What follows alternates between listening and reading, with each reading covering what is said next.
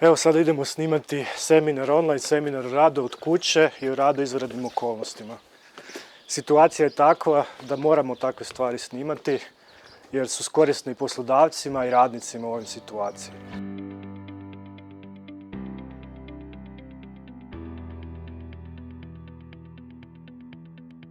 Dva sata smo ovo snimali, ja nisam glumac, ali mislim da sam ovo odradio dobro i mislim da će vam biti zanimljivo i korisno ovo slušati.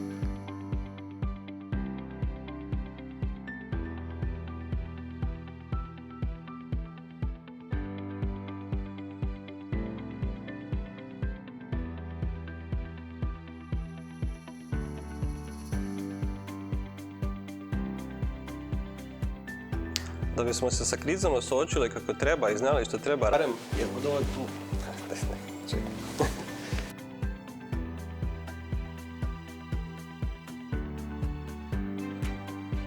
Koronavirus nije informatički virus i zahvatio nas je sve.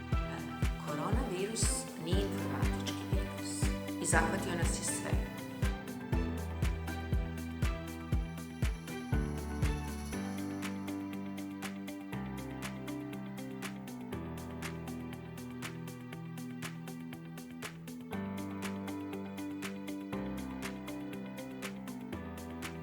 Potražite na seminaru koji smo pripremili.